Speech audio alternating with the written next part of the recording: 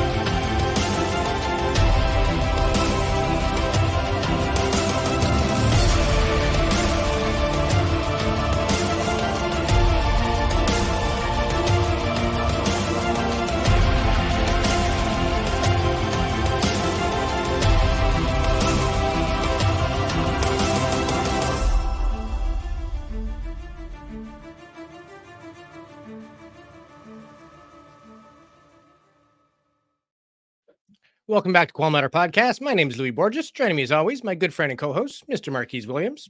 What's up, Louis? Let's do this. This is a very dear topic for me. This one and the next topic we're going to talk about next episode, but let's focus on this one. I'm really excited about this one. I got a lot of information to share.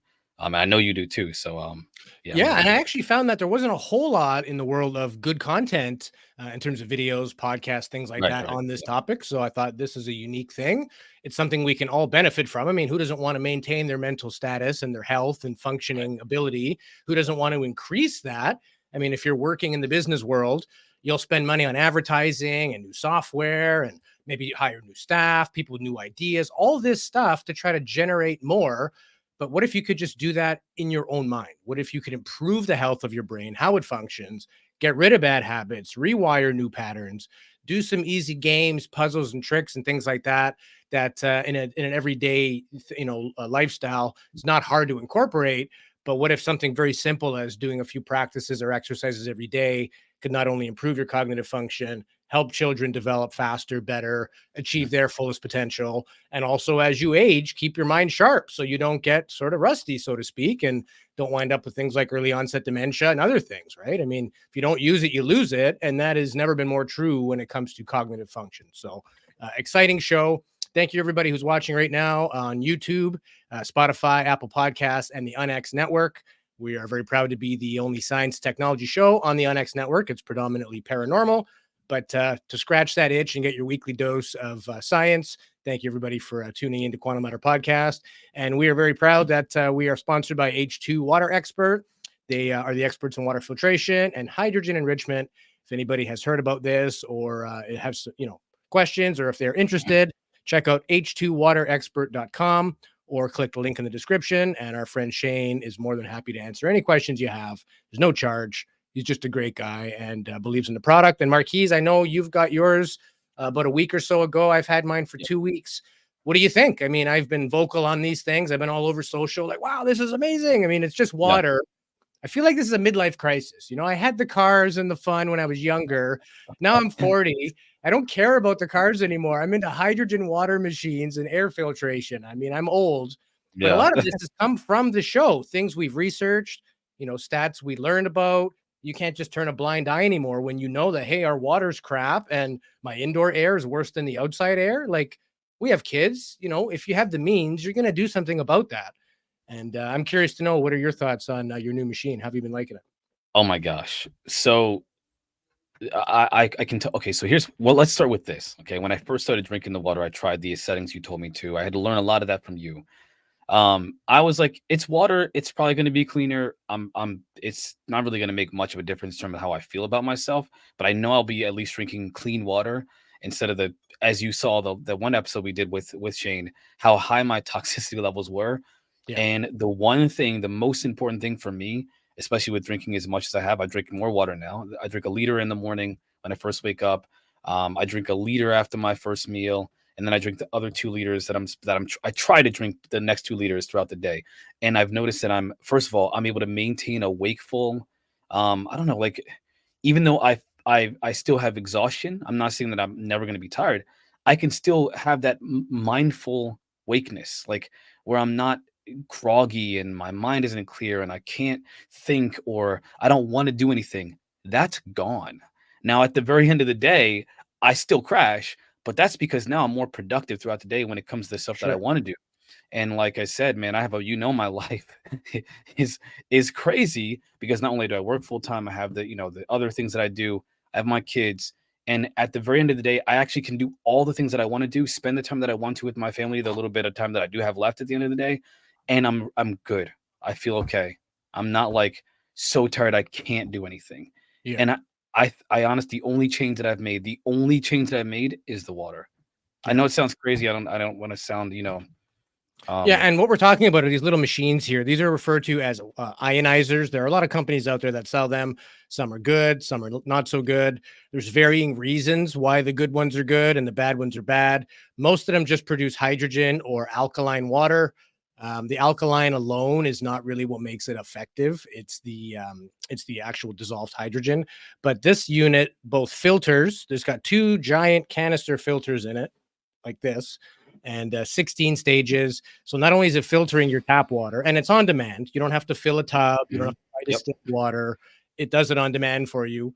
It makes a whole bunch of additional waters acidic and alkaline, but it's the hydrogen that's produced in the process of ionization. You're running water over electricity plates. It's going to get charged up with the hydrogen. And the three major benefits, and again, there's thousands of medical studies on this. If you're interested in this, go to the Molecular Hydrogen Institute. They are the foremost experts on all of that. It started in Japan about 15, 20 years ago. They really started doing the studies on that sort of thing and found that they thought originally it was alkaline water making people healthier, like from Lourdes, France, and things like that. But they later come to find out the higher pH was as a result of more dissolved hydrogen. And that's actually where the health benefits. And the three main things are inflammation, oxidation, and gut health. So if Mhm. you suffer from any conditions associated with that, you should consider getting some type of hydrogen in your life or diet. It'll certainly make a difference. So, not to dwell on it, but we love our machines. We like them. We use them a lot. Our families use them. Mhm. It's a cool toy. And again, this is the new midlife crisis of the new age. Might as well get healthy, right? I don't want Yeah, to. man. I've always Yeah. been in great health. I've always been able to eat whatever I want, even if that was junk food every day. I was still athletic. I never gained weight. I've been very fortunate, but that doesn't mean my internals are any good from 40 years of punishment and all that as Mhm. well, right? You can't see what cholesterol looks like or hypertension and blood pressure, stuff like that. Thankfully, I'm still good, but an ounce of prevention is worth a pound of cure, as the old adage goes. Why not get healthy? And it doesn't have to mean that, oh, now I got to go to the gym 7 days a week. Like, that's hard. I can't incorporate that cold No, turkey. But no. what Yeah. small things can I do? So, yeah, inflammation, um, free radicals, detoxifying, things like that. Look into it. It's fascinating. We won't talk too much more about it, but we give it our full stamp of approval. So, 100%. talking about all this healthy stuff, go ahead. Did you have something to No, say? I was agreeing with you, and again, I feel at least initially, it's only been a week, but um, I feel great. Again, I'm still normal me. Again, you know me. I was more tired before I had all this extra stuff than I am now, and I'm doing far more. So that's Yeah. the biggest And difference that like I know. anything, like any supplement you start taking or any therapy you do, obviously check Mhm. with a physician first. This is just water, so feel free to or not. I mean, I give it to my 2-year-old and there's not an issue with it, right? So it's not medical advice or anything like that, but take a look in it. And with anything, there are benefits from obviously just drinking enough water in a day in itself, but there's a lot of other benefits that go along with removing toxins, and the energy is a big one. A lot of people say that. I noticed that myself. And you won't really see anything for minimum 6 weeks, I would say. There's no magic cure overnight. Wow, wake up and feel better. Placebo can do that. If I give you a pill and I tell you tomorrow you will feel better, if I give that to a million people, 30% are going to wake up tomorrow and feel better, right? Placebo is a real thing. Your brain is a powerful healing agent, and we're fascinated by the mind, and that brings us to today's episode. So for those who aren't familiar with neuroplasticity, what does that mean? What does that look like? Why should I give a damn? Let's get started. Do you know, through experience, the structure of your brain changes? This phenomenon is referred to as neuroplasticity. What is neuroplasticity? To put it simply, it is a mechanism that the nervous system uses to either strengthen commonly used synapses or weaken synapses that are rarely used. You might wonder, how does it work? There is a common misconception that when you strengthen a neural pathway using neuroplasticity, the brain adds more neurons to that area. But that is not the case. The brain merely adds more proteins to the synapses of the existing neurons, therefore allowing for more frequent and consistent activation of the appropriate neurons. Do you know? So I got some thoughts already. 'Cause, so this was actually a topic of importance to me many, many years ago when I first started my journey as just a thinking, an adult who wanted to truly understand what's going on in the world. And that was the brain science, learning how to be more introspective, which, by the way, I have an entire thing to talk about a little bit later today about introspection and how important that is for you, just overall. But the one thing, the one thing that I wanted to mention about neuroplasticity is just to kind of follow up with that video, is that it's your brain's ability to essentially reorganize or to create these new connections, like the video said, in different areas of your brain that you're using it. So you have to use it, of course. And as you're using certain abilities that you have naturally, cognitive abilities, like, for example, reading or any kind of thinking that you do, whether it be visualization techniques, whether it be pretty much actually anything that you do, anything at all, you're improving that part of your brain, the part of your brain that's not as plastic or as adaptable to those different situations. Now you're improving those functions or enhancing them by doing them. And again, the more you do them, the more dense that those connections are, the more connections you have to improve that ability. And sometimes it improves abilities that you didn't know you have. So ambient abilities, and I'm talking about cognitive functions, not supernatural powers, by the way, just to be clear. Yeah. Yeah. And essentially, we're talking about these. This is a diagram of neurons in your brain. The adage is neurons that wire together, fire together. So if you start creating patterns, it's like with exercise. At first, it feels awful. Your body tells you to stop because it doesn't really understand. Right. But within a month, 2 months, 3 months, repetition and consistency, you start to get a rush out of that. You start to crave that. You start to feel weird if you don't do that. Even with habits, if you're trying to kick an addiction like cigarettes or alcohol or anything like that, this is a way of rewiring your brain. I mean, the brain is just a chemical receptor, produces and receives signals. So if you can rewire that relationship between how you feel and substances, or how you feel in people, even depression, anxiety, and all that, there are therapies like cognitive behavioral therapy, which we might get into by the end, which address that. It's your relationship between your thoughts, your feelings, your emotions, and even your physical body. How you get that like butterfly feeling in your stomach? That's all as a result of chemicals produced from your brain. So essentially, we're talking about fixing it at the source, realizing that maybe there's been traumas in the past. Some people maybe had cognition issues, brain injuries, people that have a lot of concussions or CTE or things like that. There are ways of even recovering people that have had traumatic brain injuries using some of the tools and tips that we're going to give you in today's show. Yeah. But in essence, the definition of, there are many definitions of neuroplasticity, but basically we're looking at it from the sense of the ability of the brain to change its structure or function in response to an experience, something new, the capacity of the nervous system for adaptation or regeneration after trauma, and the ability of your central nervous system to undergo structural and functional changes in response to new experiences. So this is basically rewiring your body and your mind to do what you wanted to do. And you put the emphasis in the areas that you want to improve. And it's totally up to you, the person, right? And I've got some videos because I think the doctors and the neurosurgeons, and I have some, neuroscience students, they are, 7 years into about 12 years of study. They know this far greater than we do. We are researchers. We spent about 2 weeks researching this topic, but to fill in the gaps that we don't know or maybe have missed, these videos are a big help. So here's another quick one on sort of explaining this a little further. What exactly is neuroplasticity? One of the mechanisms of neuroplasticity is becoming even better at something that you're really good at, and that's happens through myelination. Myelin is a fatty substance that coats some neural pathways, and those pathways become fast pathways. The most common one, which is something that you're quite good at, but you maybe don't have loads of time, happens through synaptic connection. So that's the one that can feel like quite hard work, but if you put in the effort, then you can change your brain. So that means that neurons that already exist in the brain connect up with each other and start to form new pathways. And the third mechanism, which doesn't happen a lot in the adult brain, but it does happen around the hippocampus because we do lay down new memories in life, happens a lot in children's brains, is called neurogenesis. And that is little embryonic nerve cells that float around in the brain actually becoming fully formed nerve cells, neurons, and connecting up through synaptic connection and maybe getting myelinated. And there's a factor, a growth factor that's involved in that, the embryonic cell becoming an adult cell, which is called BDNF, or brain-derived neurotrophic factor. And trophic means growth, so neurotrophic is growth of neurons. And the things that contribute mostly to that are aerobic exercise and eating dark-skinned foods. Yeah.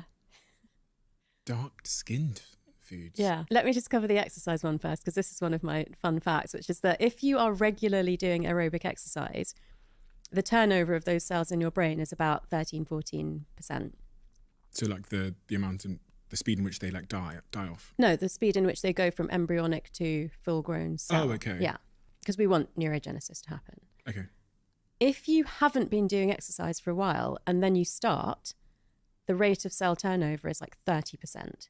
So it increases after a period of inactivity with new aerobic exercise. So that's my excuse for like being a couch potato half the time and then starting up again.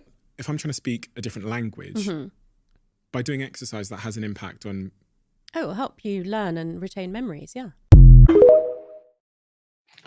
Oh my gosh. I don't know if I have too much to say. I'm going to try to condense my thoughts here. The first thing is this, the term that I had to really, the myelination, which is kind of that's a brand new term for me, especially with this topic. So essentially it's just your brain's ability to create, not just create new connections, but improve the speed with which those connections, or the efficiency of those connections in your brain.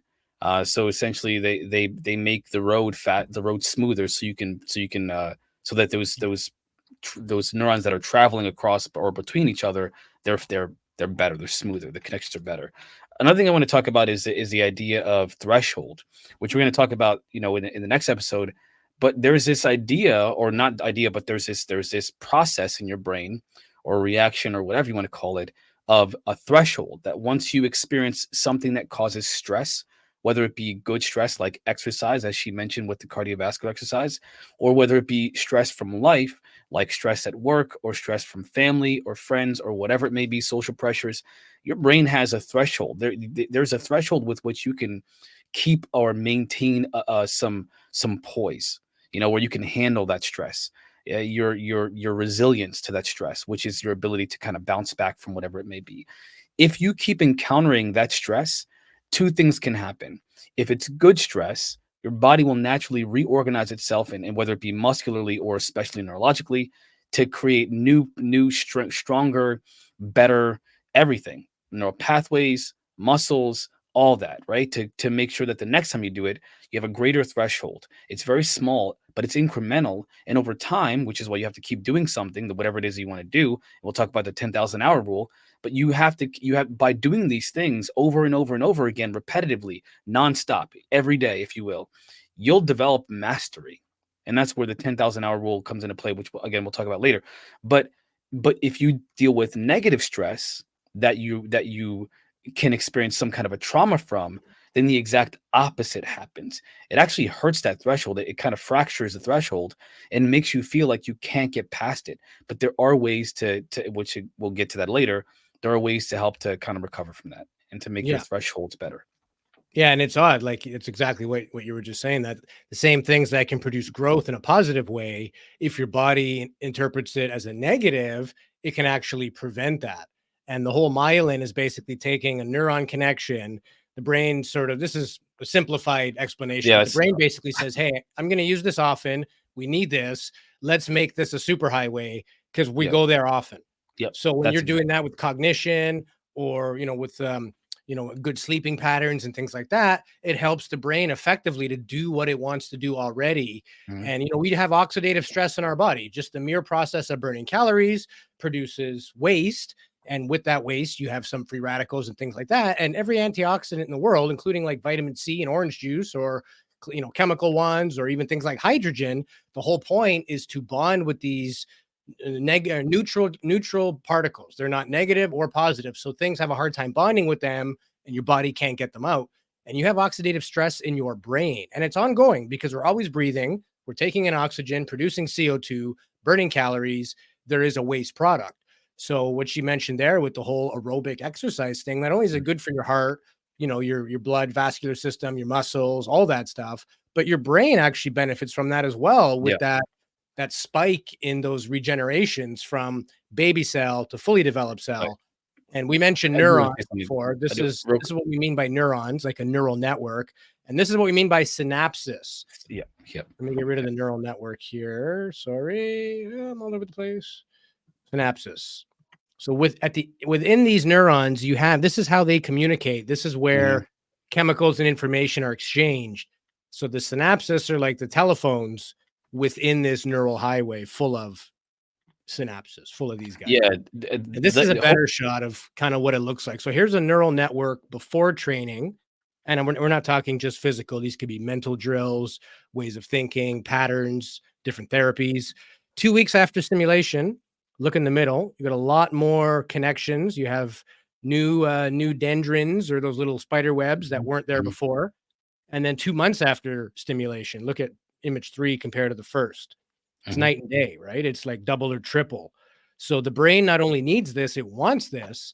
And it doesn't mean everybody has to go exercise. If you're physically limited in your ability to do this, there are other ways to exercise your brain, not just aerobic. So let's see, what else do we got here, Marquise? Do you want to do types of therapy, or you want to do the principles of neuroplasticity? Principles. Let's talk about so just let's get the stuff that people might feel is dry out first, then we'll get to the good stuff. We'll get to I the mean, I think good. it's all good, but for not everybody thinks that this data is is like really interesting. If you do, by the way, that's awesome. You're a nerd like us, but some people And we don't. So love let's you. get We love you. we love you still. Let's get the dry stuff out of there. Let's get that stuff out of the way first, because I We'll really go want to talk. fast. We didn't, like, Yeah, us. If any of you watch more than one of our shows, we don't spend too long on just about anything. We rifle through it here. So let's get started. So there's 10 basic principles. Again, I mentioned earlier, use it or lose it. Neural circuits that are not actively engaged in a task performance or for extended periods of time begin to degrade. Here's an example. They were feeding people with a tube. And then after they, months and months were on a tube, their body actually forgot how to swallow. So the patient had to, undergo some therapies just to learn how to swallow again, because it never had to do that. So if you don't use it, you lose it. Number 2 principle is use it and improve it. So training mhm, that drives a specific brain function can lead to an enhancement of that function. So the stroke patient who may have lost use of the left side of their body, they might be neglecting that side or not using it because it's too difficult. But in a treatment setting, a technique known as constraint-induced movement can be used to restrain the arm of the non-affected side. So basically, if your left arm is not working, you tie down the right, forcing your brain to have to rewire as much as it can to that limb out of necessity, because the right arm can't do it. So it's going to go with the quick and easy. Okay, mhm, left arm doesn't work, go with the right. Brain mhm. is always in survival mode. But there are ways of helping people just by understanding that about the brain. Third one, specificity. So basically, whatever you're trying to achieve, the training that you're doing has to be specifically tailored to that.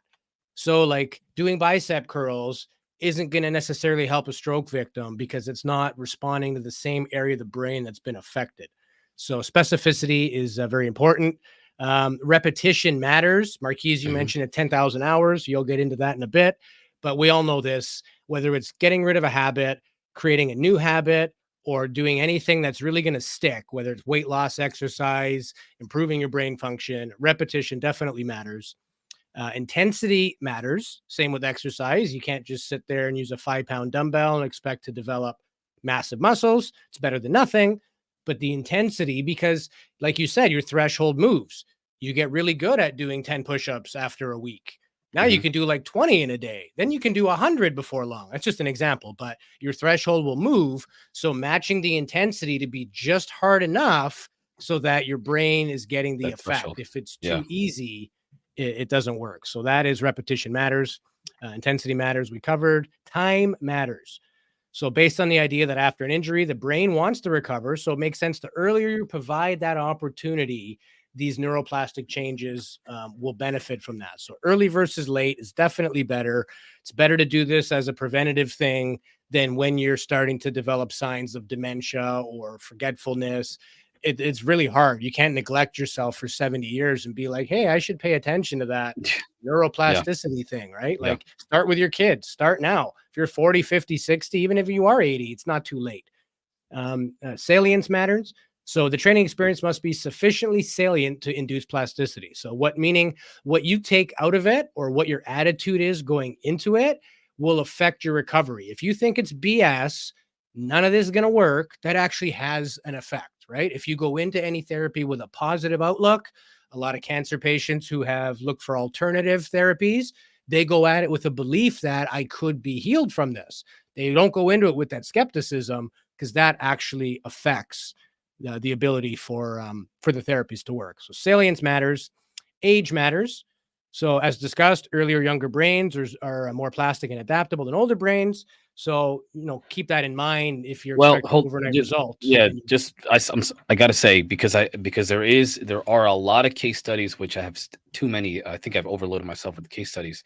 There are case studies that suggest that neuroplasticity can continue throughout your entire life and not only continue but improve as you get older. Sure. But obviously, if you have like any kind of genetic conditions or epigenetic, conditions, I'm not talking about that. Of course, if you have mental disabilities, there are obviously limitations to that.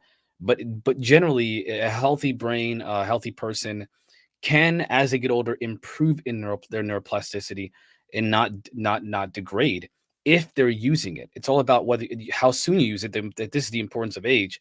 The sooner the better. You mentioned this about teaching your kids. The sooner you teach them about these, not necessarily neuroplasticity, but things that involve neuroplasticity, the techniques and learning and reading and storytelling and imagination, all these things, if you start them young, they will continue to develop and strengthen those connections throughout their entire life. Yeah. The younger, the better.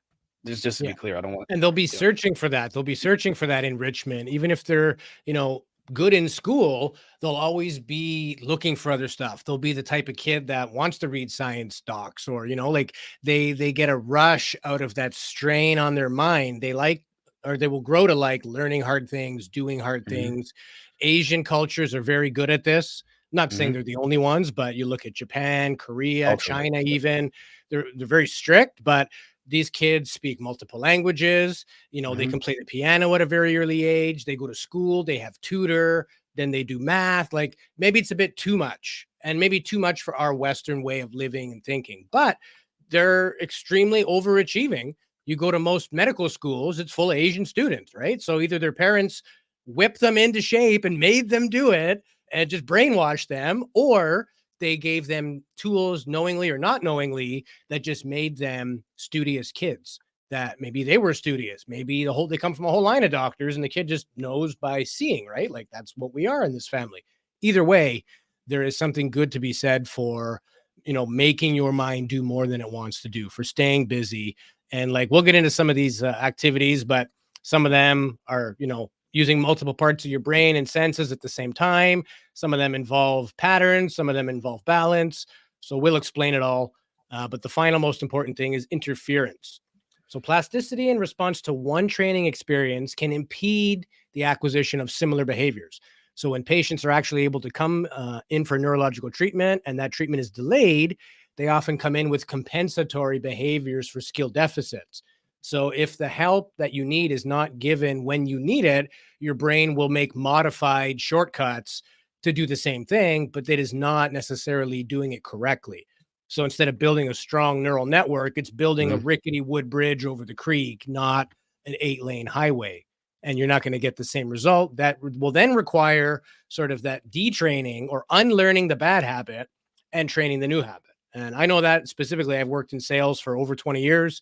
I used to be somebody that always wanted to hire people with lots of experience. Come to find out, half of those people didn't work out because they worked somewhere 20 years. Now, well, we don't do it like that. We never did it like that. How come you want me to do that? My last place didn't want me to do that. Guy has all these bad habits. Like, what do you mean we don't leave 5 minutes early on a Friday night, or we don't help out our coworker? They got all these bad habits that are impossible to untrain somebody without offending them or be a very abrasive relationship. I just start hiring kids out of college, like, nothing about sales, but you got a great attitude, you're hired. And I'd rather teach that from scratch than undo the damage that somebody, a 30-year-long, 40-year-long life of negativity. I can't fix that in a month, 6 months, a year, and we, has to come from the person themselves. They have to want to fix it for it to actually work. This is something that we need to get motivated to do ourselves. Nobody can do any of this for you. And you can start off easily with some games, some tricks, some, easy exercises, and go from there. Like with anything, time, speed, repetition, intensity, your attitude, your mindset towards it, a positive belief that something good will come out of this. Even if that means doing alternate research. Don't just watch this show. Start reading other articles. Go to, proper science-based articles, not just somebody's opinion on TikTok, that kind of thing. It's easy to get excited when you see that there is something to it, and it does work. So that is the end of the dry. Now all the good. So what do you got? What do you want to? Do you want to go over any case studies, Marquise, or do you want me to get into the brain games and things you can do? We'll go do the brain games, and then we'll talk about the case studies, because there's a lot of them. So before I get into the games, let's just show some of the applications, what the purposes of these things. Again, here are different factors affecting neuroplasticity.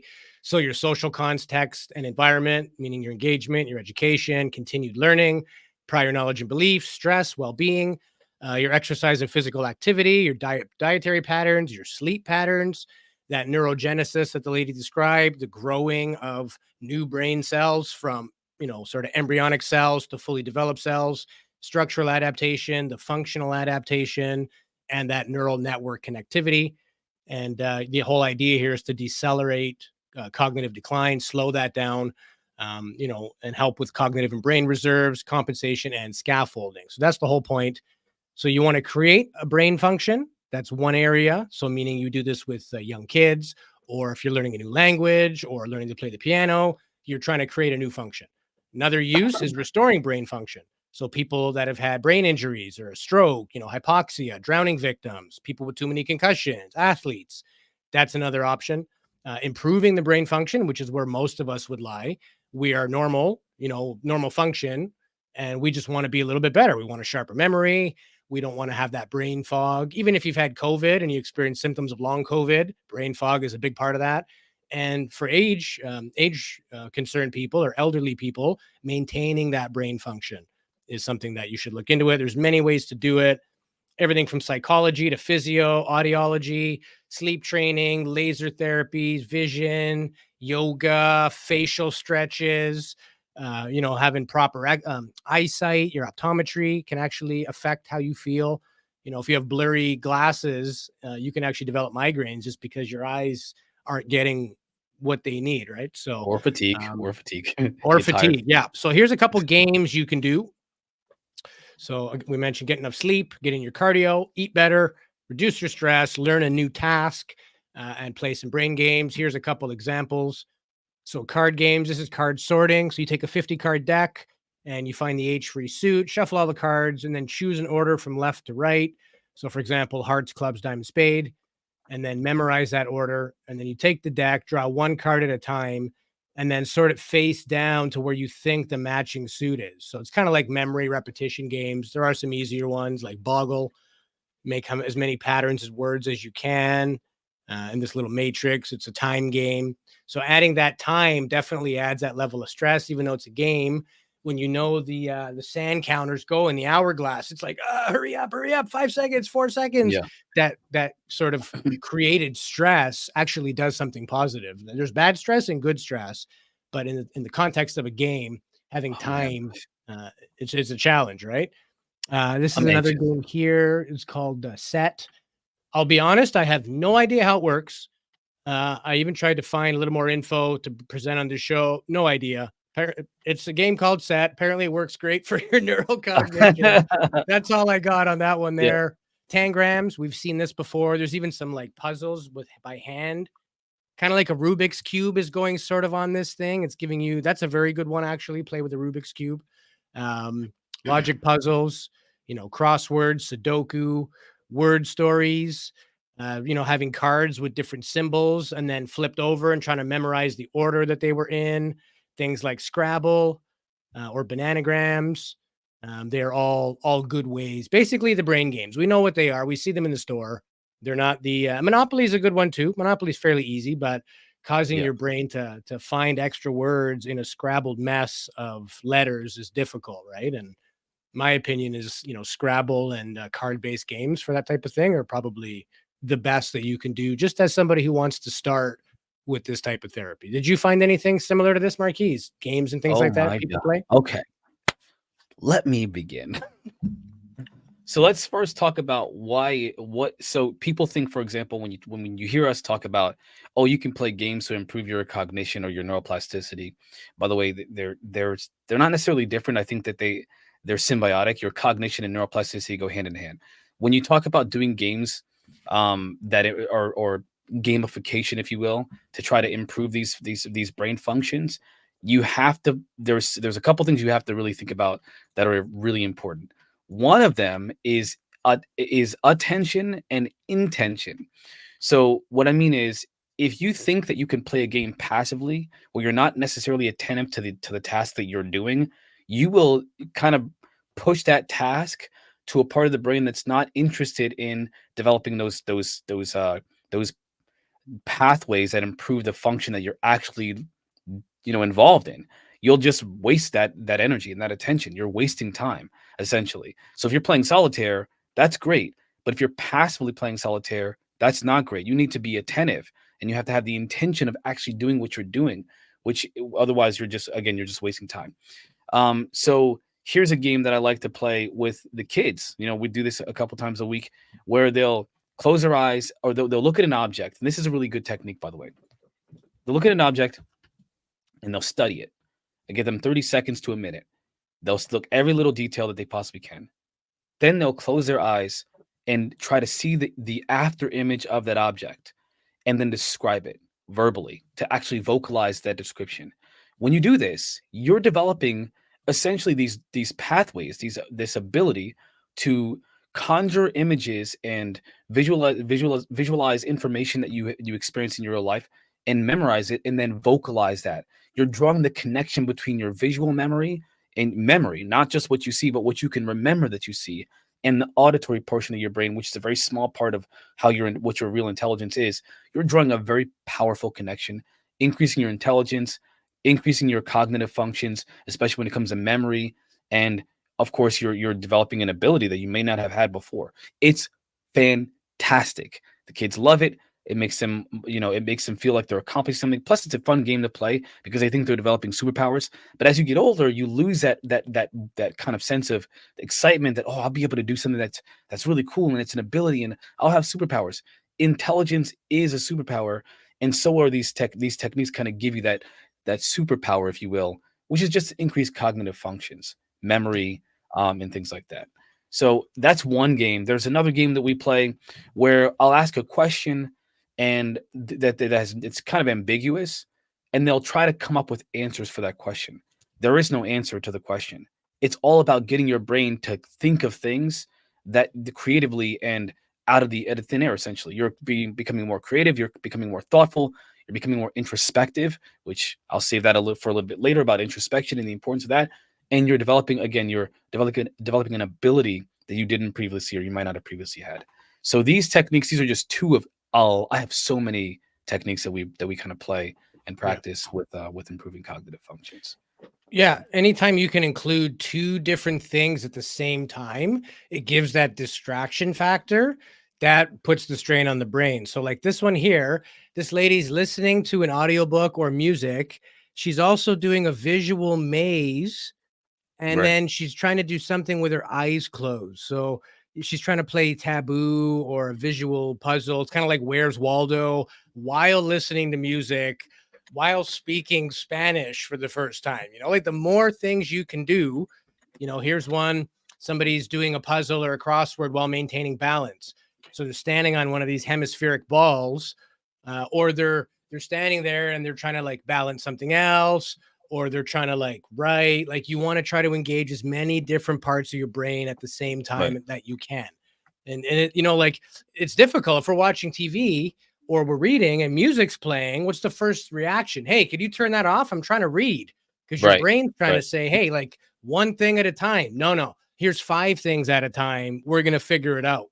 Oh And it my. becomes easier as you go. This is not easy, but it does become easier. And then your brain will like the challenge. Like my friend growing up, when I went to school, his dad was like a mathematic genius, but he drove public like transit bus. So I'm like, how are you not a professor? This and that. And he said basically what he does to pass the time and to stay sharp and not, you know, Mhm. get into the zone of just doing a monotonous job is he would do formulas in his head. He would give himself an equation to solve and he would solve it visually. Now, mind you, this guy had a lot of intellect and, you know, photographic memory and things like that already. But, you know, you wouldn't suspect that a guy who's just a bus driver is doing advanced algebra and calculus in his mind while driving a city bus. And he's one of the smartest men I've ever had conversations with, like incredibly high intellect. But he understood that the more I can give my brain to do and the better I get at that, there is some benefit. Yeah. And this was like 20 years ago that this guy was, you know, telling me this stuff. Yeah, there's some other stuff so you, because when you mentioned that, it kind of just sparked my attention. This idea that, you know, so memory is probably the most okay, I'm not a scientist or a doctor or a psychologist or anything like that, but from what I understand from the research that I've done, if you're a psychologist, you can correct me in the comment section. Otherwise, you're where I am with this and trying to figure it out. But one thing that I noticed over the years, and especially recently, is that memory is the most important thing when it comes to your ability to just cognitively do things. It's important. Your brain can only focus on 7 points of attention, and I have something here for that. So a psychologist named George A. Miller. In 1956, he wrote a paper called "The Magic Number 7 Plus or Minus 2," which essentially it talks about how your brain has a limited ability or capacity to process information. And that 7 points of information plus or minus 2 is what you can focus on at any given time, and use it in the immediate in your immediate experience. However, people who can multitask, by the way, we're talking like looking at something, using your body to kinesthetically, and all these. There's a few things that you wouldn't think that are part of that attention, that are not just you're doing one task or another. Each task has multiple different points of attention, and so you're actually limited to how many points of attention you can use. However, through this neuroplasticity, what you're doing is you're training your brain to switch between tasks while memorizing exactly what you were doing previously. It is absolutely phenomenal how anyone can multitask at all, because what they're doing is essentially they're pinning moments of time and then going back and forth between tasks in order to become efficient at those multiple different tasks.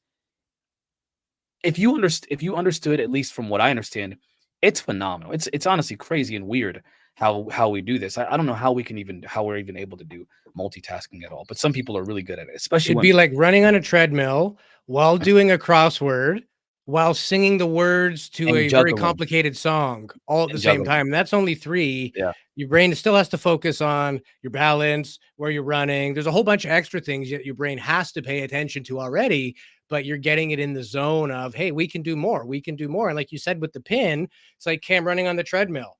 That's on autopilot now. Now I can do a crossword because I don't have to Right. think about running on the treadmill. Now that I'm doing that, hey, let's get some music going. And you'd be surprised at how much you can actually do at the same time and maintain focus, right? And there's no overnight remedy for anything in the world. If anybody's, you know, pitching a pill that you take this and tomorrow you feel better, that's snake oil. Run like hell. There is no such thing. No. So in the second half, we want to give people sort of a little more explanation on that mental strain, but also how you can train your brain, how you can change things that you don't like about yourself or things you wish you were better at. We're going to show you some tips on that. Some things that you shouldn't do to protect your brain. So things you should avoid, especially why this is important for kids and athletes. And then we have something on sort of uncertainty, growth, stress, anxiety from our friend Joe Dispenza to close her out. So it's going to be a great second half. Everybody refill those drinks. We're going to type that in the chat like we always do. Refill those drinks. Where's Tim? Tim's always putting little shot glasses. Like it's time to drink. So yeah, Tim. Like I got my Mothman says everybody have a drink. We'll see you back here in 5 minutes.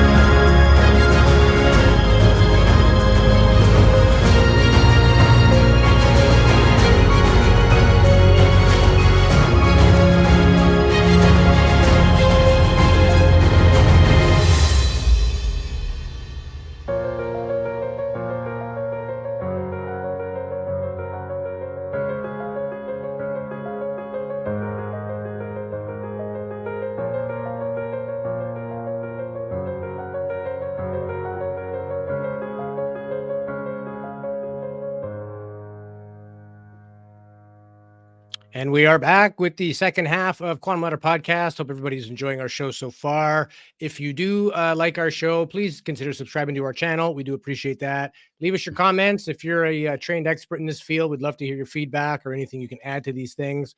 And if you like this episode in particular, give us a thumbs up. Makes a difference and shows us that you care. So give us a little love. We appreciate that.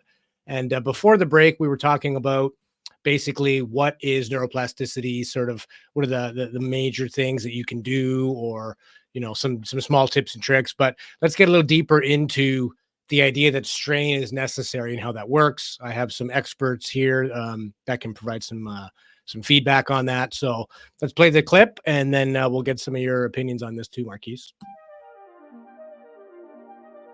The mental strain you feel when you're learning something is the trigger for neuroplasticity, for your brain to change.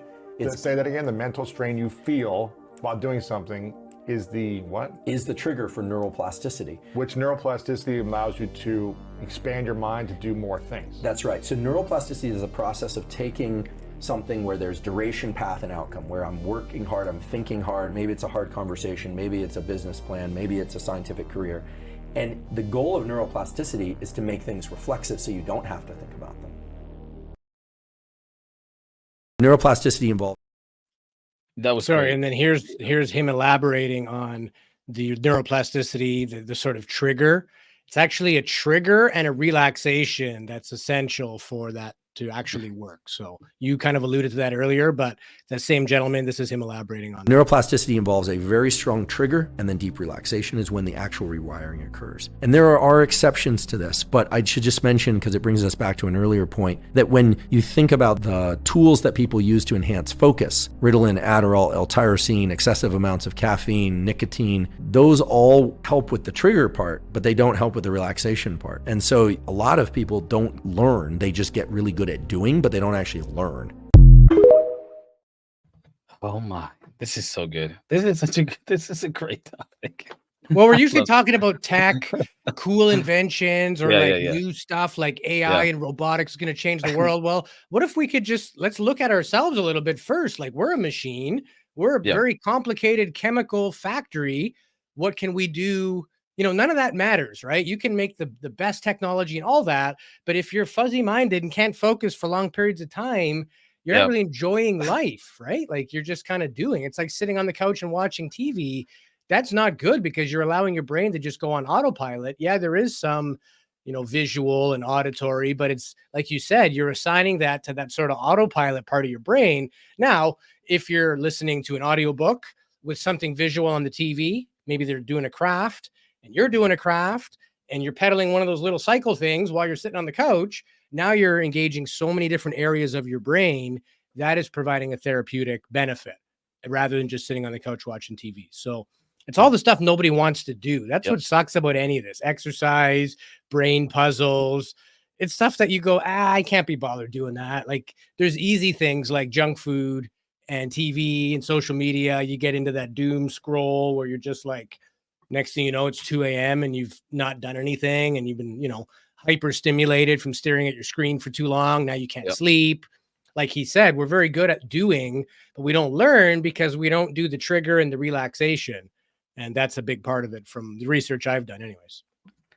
Man, listen, I'm trying. So if you haven't noticed, everyone, this is the kind of thing we can talk about for 6 hours straight, and we will get some of it in there, like some of the stuff that we really want to talk about in there. There's a lot to talk about. I'm going to start with just kind of going with what we just talked about now. I do want to say that the next episode, we're going to talk about some really interesting things about how the brain works, especially when it comes to like relaxation and focus and things like that. So there's a couple books I want to talk about.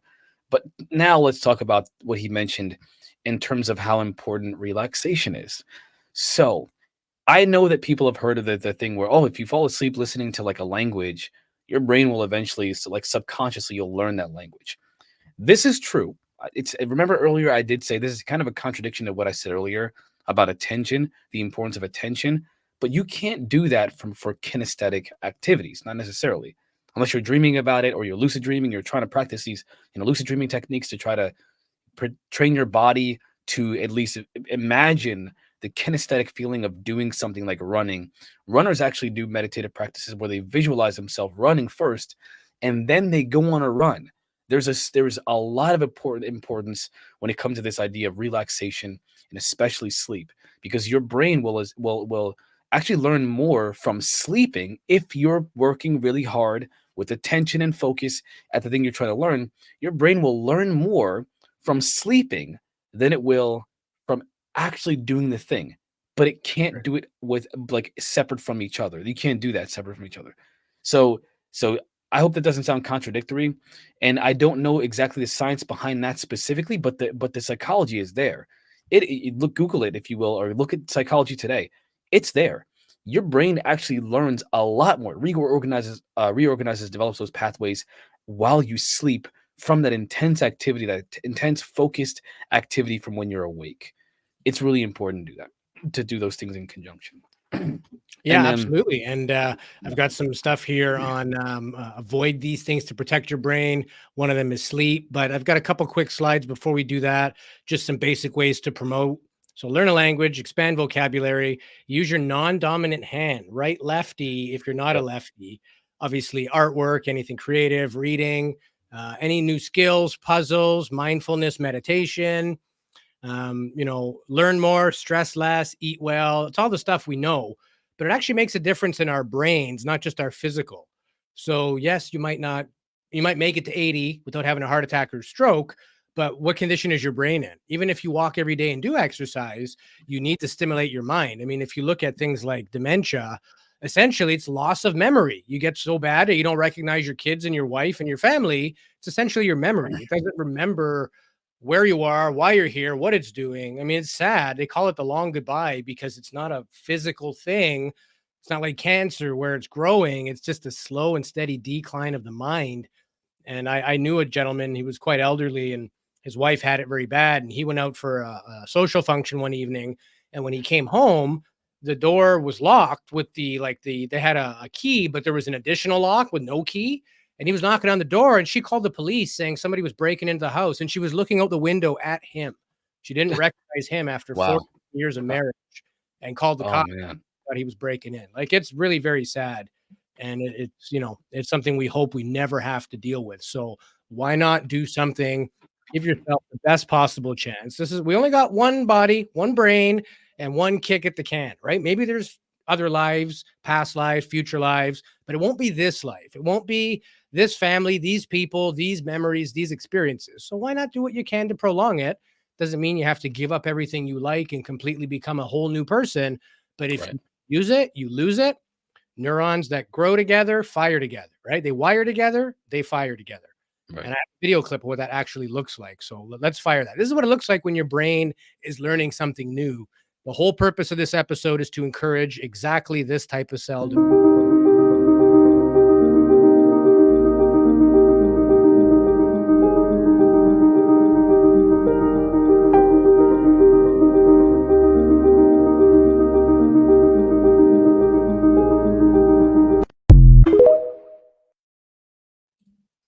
I mean, that's basically this is what it looks like. They slowly start to want to form these connections and networks. Things get easier. They get rewarding. You'll start getting dopamine release when you do exercise or any of these things. It'll be fun. It won't feel like something that's difficult. But like anything, if you do it for 2 weeks and say, it doesn't work, you're absolutely right. The mental position is that this isn't going to work. So you're not going at it with the right salience, as we covered earlier.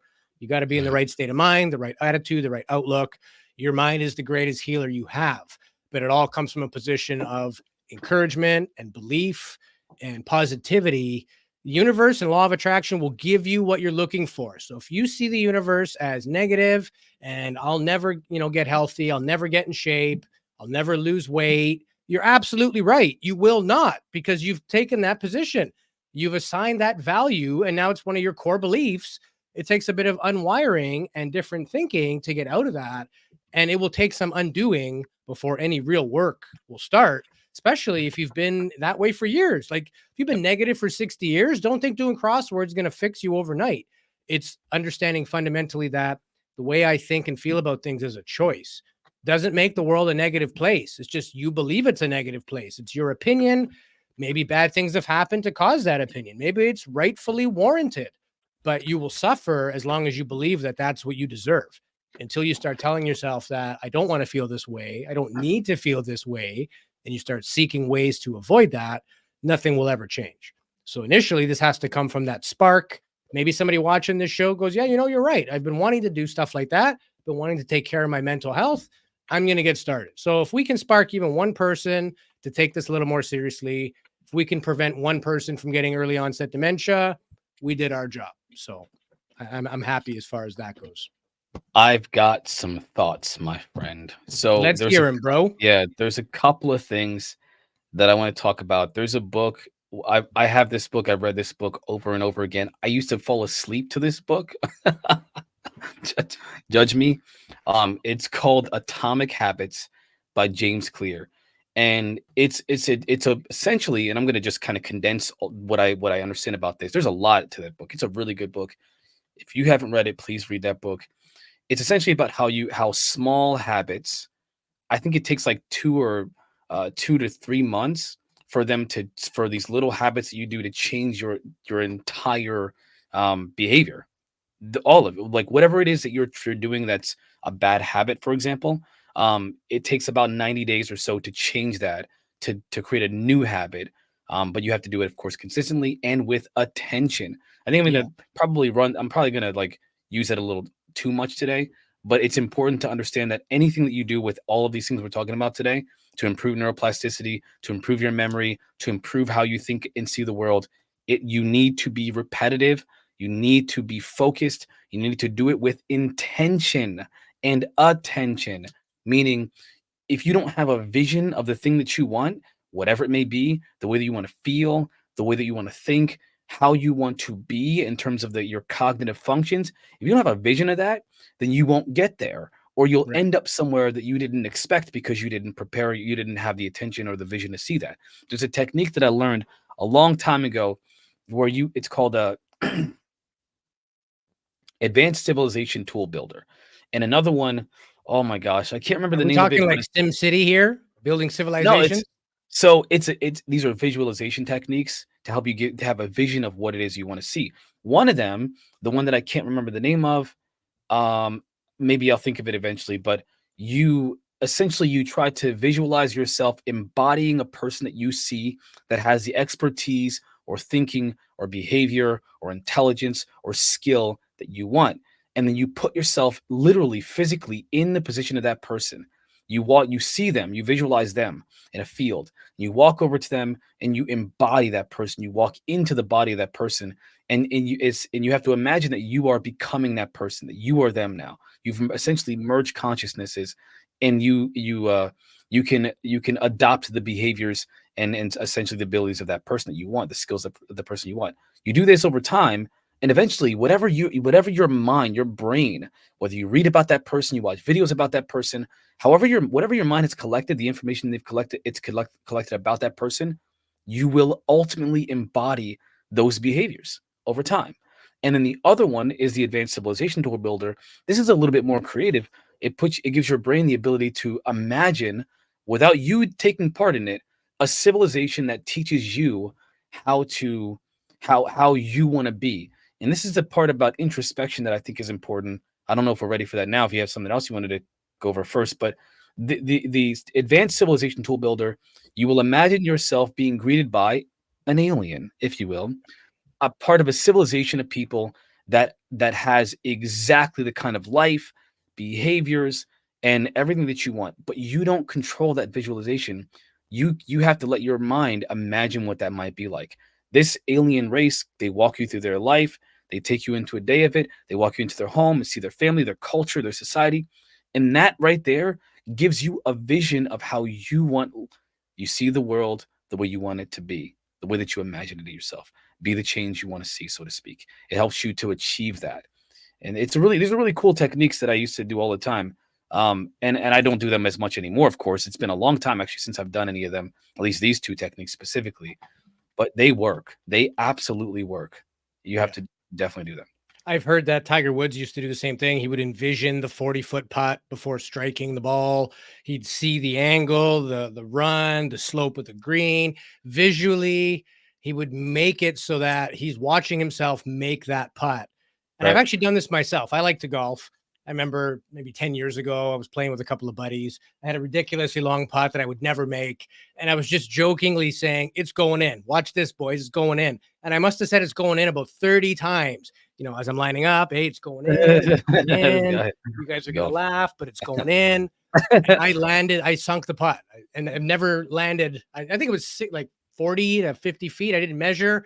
Ridiculous. Sloping green, like out of a video game. The bloody thing dropped.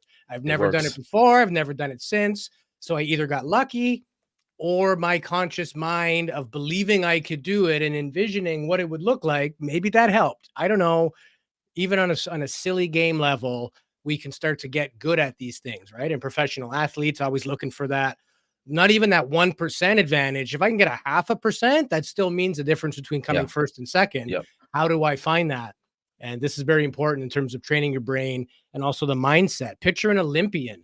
These people train for almost 4 years. I mean, it's 4 years from Olympics to Olympics, right? But it starts the minute the first Olympics end, and they don't stop until the next Olympics begins. Think about the positive mindset you need to have, the belief, the focus, repetition, consistency. They don't take a week off. They don't have cheat days. I mean, they're a different species of human, really, because they dedicate everything. That's all they like, literally eat, sleep, breathe. You've heard people say that. You make it. If you really want to compete at that level, that's what it takes. Cycling is the same thing. You got to be so physically fit. And now we're talking about cycling outside the world of doping. Cycling is a very dirty sport. Mr. Lance Armstrong proved that. And other coaches have been caught. You know, it's essentially everybody's doing it. It's just who gets caught and who doesn't, right? But that's a sport where you can never stop. If you don't cycle 5 hours a day, every single day, you don't have that same advantage that the guy who's cycling 7 hours a day every day and has been doing it for the last, 4 years in a row, nonstop. You got to beat that guy on the day that it counts. You don't get a do-over. If you wake up after a crappy sleep, it's race day, right? Like you train your brain to get into that zone, regardless if you had a crappy night's sleep, a poor meal, your stomach's not feeling great, you got in a fight with your wife, whatever happens, you become this machine that can tune that out and just perform. Guys like Usain Bolt, you never see them trip and fall or screw up a race or accidentally come last. They nail it every friggin' time. They've just become a machine. And the best athletes in the world that we have can deliver. They don't get injured as much. They're just working with more precision. They're more efficient. They're in better health. When they do get hurt, they spring back. And I believe a lot of that stems from mental conditioning and training your brain. So I got a quick clip on you can train your brain.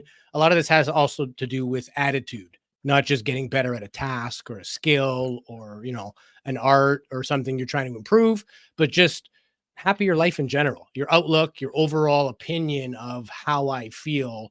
We can control that. You can train your brain. So basically what you can do is for every negative thought that your brain gives you, task it with the task of giving you a positive one. Or 2 positive ones. 9, I say. 9? Yeah, because in reality, if you look at life around you, more than 90% of life is okay.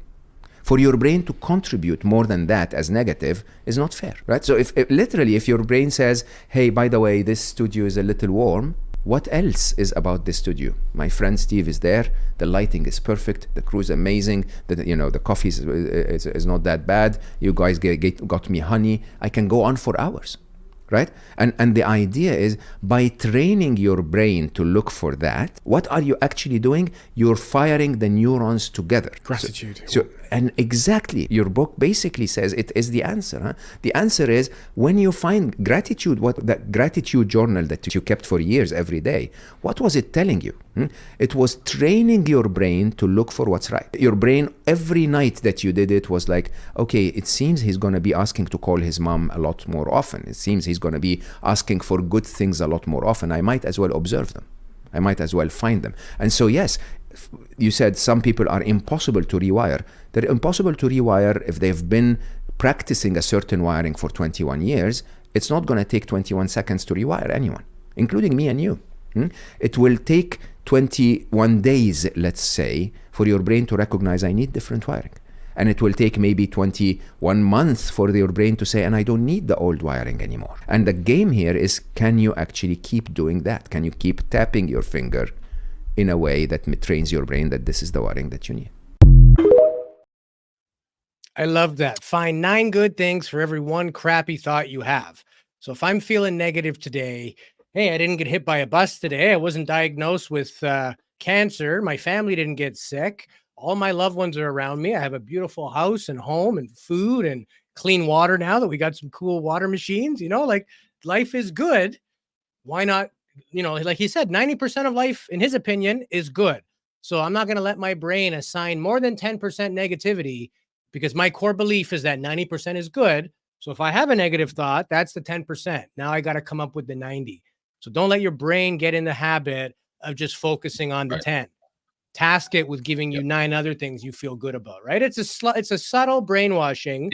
Your brain knows what's up. You can't BS your brain, but you can anybody can be indoctrinated. Look at cults.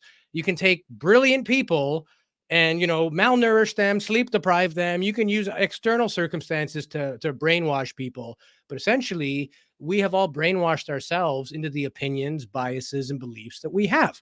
We have repeated those things to ourselves enough times that now we believe this is who I am, this is how I feel, and I'm justified because this, and this happened. So we keep ourselves in that rumination, in that loop of what you expect is what you get. You get what you tolerate. If you're working and none of your workers listen to you or do what you're asking them to do you tolerate it? Are you leading by example? Is it a byproduct of your leadership? Is it them? Right? Like, look outside. Stop worrying about it's everybody else. Most of the time, it's you, it's me, it's us. It's not everybody else. And even if somebody cuts you off in traffic and you say that guy's an idiot, it doesn't actually make him an idiot. You just went into that zone of being somebody who assigns labels, because that helps you deal with the fact that you're mad. That's your quick go-to reflex, right? And I think if you start paying more attention to our behaviors, even subtle little things like that, why does something so stupid have the ability to ruin my whole day? Why are you allowing something so stupid to ruin your whole day? How much value are you assigning on your happiness? Because if you value your happiness up here, I'm not going to let some idiot in the drive-through cut me off, ruin that. Like, that's way more valuable to my health than the poison I'm going to create, and that feeling in my stomach, that hatred, that anger, all that rage. That is literally toxic to your body, right? They say stress kills. It's even subtle stresses like that. It's not necessarily, repeated or constant. It's the stress we put ourselves under.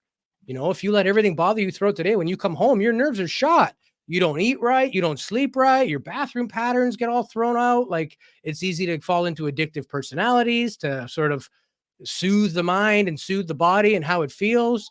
It all goes wrong, but maybe it starts with just how you think and what value you assign to positive or negative in your very own life.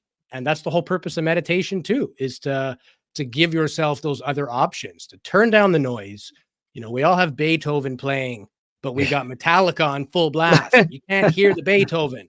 Turn off the Metallica, let your brain do what its natural, blessed abilities are. And like, you even chat with people like Deb Shakti, who's a quantum healer. Debs is brilliant, but Debs doesn't do anything. The people do the healing. Debs helps the people get to that state of being calm, being relaxed, feeling safe, feeling no judgment. That's where that healing comes from. The sympathy, the empathy, the love, the openness, all of that gives people the right conditions where they can foster their own healing. So it sounds like, maybe pie in the sky to a lot of people, but think about all these esoteric practices that have been around for thousands of years. That's all they've been designed to do. Help us understand this and deal with the bad data and move forward with that life we really want to see. You can manifest.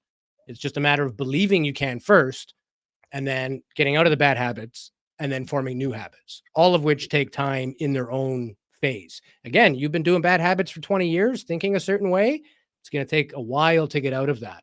But if you don't do it, you'll never get out of that. And that is what you were going to look at every day for the rest of your life. So motivation's got to come from us, because you can't BS the brain. The brain knows. Brain knows you don't want to go to the gym today. It's going to make you feel tired, don't want to get out of bed. It's going to make your workout suck, rather than giving yourself that positivity of, no, when I go to the gym, I sleep better. I felt amazing the other day. I beat my personal best. Like today, I want to run 0.1 of a mile longer. If I can't, that's cool, but I'm going to try. If you try 10 times out of 10, you'll hit it 9 times out of 10, you know? So you miss every pitch you don't swing at, basically. So don't be scared. Try some of this out. It works. I've personally used it in my life. I know you have, Marquise. We do a little bit of this neuroplasticity every time we do a new episode. We know nothing about the topic. We consume hours of material. We read a dozen books, science papers, videos. We have to find these little clips and all that. We take all that in, and now we have a much better understanding of that in as little as 2 weeks. We know more than the average bear because we put in the time, we put in the effort. So anybody can do this. Just find something you like. That makes it a hell of a lot easier. If you like the subject, like if you're into woodworking or cars, like read a new thing on cars, go and like tinker with a car, tear down a carburetor and rebuild a damn thing. Like, I don't know, whatever is going to make it not feel like work. Same with exercise. Play a sport. You don't want to go to the gym? Play floor hockey, play soccer, go do what's that faux tennis everybody's doing now? What is it? It's not real tennis, but pickleball. I don't know. It's like a giant racket with a plastic ball. It's like mini tennis, so you don't have to run too much. I don't know. Okay, everybody out there, you know what pickleball is. If you know what it is, help me hit us out up in the chat. Hit us up in the chat, guys. I don't know what that is. Pickleball if it's going to make you a happier person. That's the lesson of today's show. Yeah. So there's a lot. Again, there's so much to talk about. I never know where to start. I'm going to try to kind of talk about a couple things that I just want to get them out before either I forget or new things come up, and then we talk about those things because there's so much to talk about. So the first thing that I want to mention, we talked about this a little bit earlier, and I want to go into it a little bit further, is a 10,000 hour rule, which was a concept that was done or was essentially developed through a study in the early 90s by Anders Ericsson. And he has a team of course, scientists who worked on this study where they had these violin students at the Music Academy in Berlin, and they found that most of these students were accomplished. And they were accomplished after accumulating over 10,000 hours of practice by the age of 20. Now, you don't have to be 20 or younger than 20 to get that 10,000 hour. But the greatest benefit, at least in this study, was at that age. Was by the age of 20, they had those 10,000 hours of a skill put in. They put in that work. So here's how he sees this. Malcolm Gladwell. This is another guy who he took these findings and he presented it in outliers as sort of like this threshold, which was how you can achieve greatness in any field. So according to this guy, according to Gladwell, the key to success in any of these domains was to practice a specific task. Remember, I said this earlier, with focus and attention for 10,000 hours. And if you could do this, whatever skill, whatever skill you want to do with that 10,000 hours, you will master that technique. There was a book that I read once called Mastery. I have a lot of favorite books and movies and TV shows. So if you're one of the people that catches me saying, this is one of my favorite, I'm that guy. Mastery, that book is one of my favorite books of all time. I used to listen to it at work to try to get this idea, to get the ideas and the mindsets and the thinking into my consciousness, because it was essential for me having mastery, mostly over myself, where I wanted to be able to be a more effective person in life. How can I be more effective? But one of the principles in mastery was, of course, the 10,000 hour rule. Another book that I really love that I think you should all read is called The Laws of Power. Hold on one second. Let me just, let me see here. The 48 Laws of Power by Robert Greene.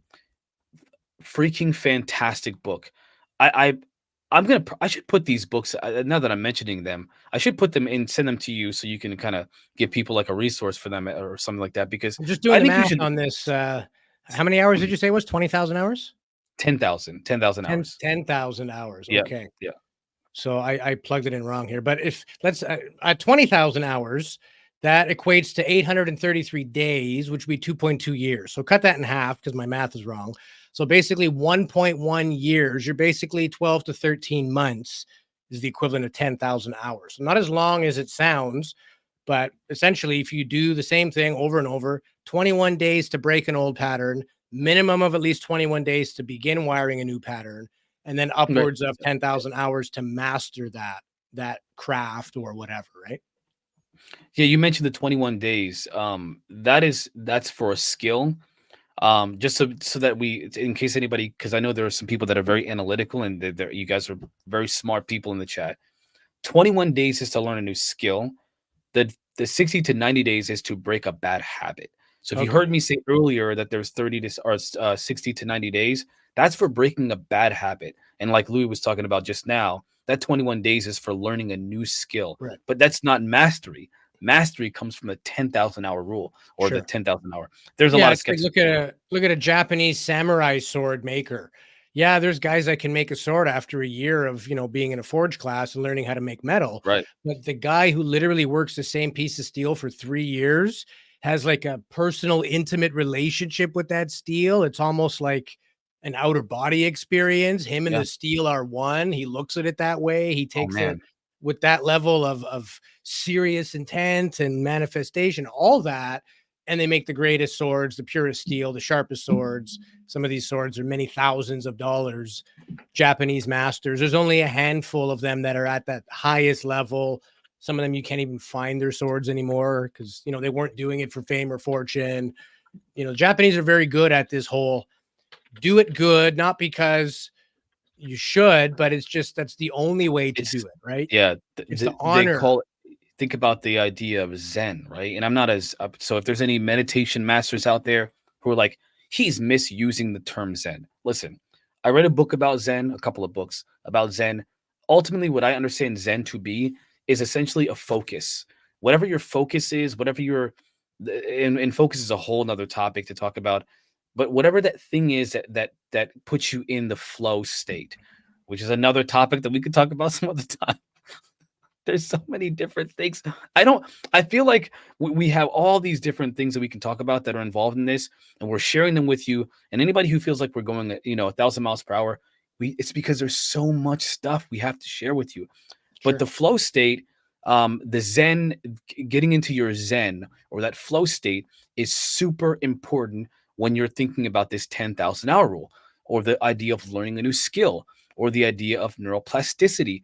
And when I mentioned about attention and focus, that flow state, which we can talk about how to get into that flow state next episode, because I got a great one for you guys next time.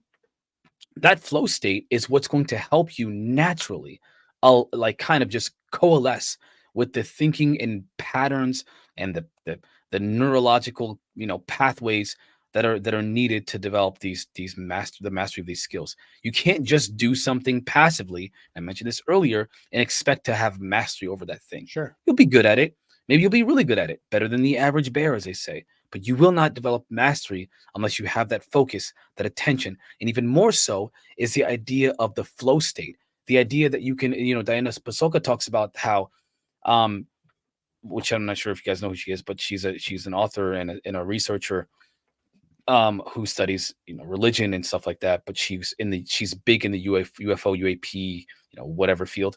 But Diana Pasolka talks about the idea of developing rituals in your life to have a better quality of life. There's a lot of techniques you can use, like hypnosis and the visualization techniques and the learning things that we talked about today, that if you do them, yes, your conscious mind, the part of you that's paying attention, is focused on something, is attentive and in that flow state or focused. You're doing those things consciously. You're remembering them. You're putting in the energy and effort. But then there's that extra step, which is the flow state. If you're not passionate, the key to higher level thinking and learning and intelligence is flow. It's passion. If you don't have passion for the thing you're trying to learn, you will be good at it. You may be really good at it, but you'll never develop that extra level of mastery, that exceptional skill level that people are like, how in the world does that person do that? Some people suggest, and when I say some people, I mean philosophers and thinkers, people who are involved in the personal development, field.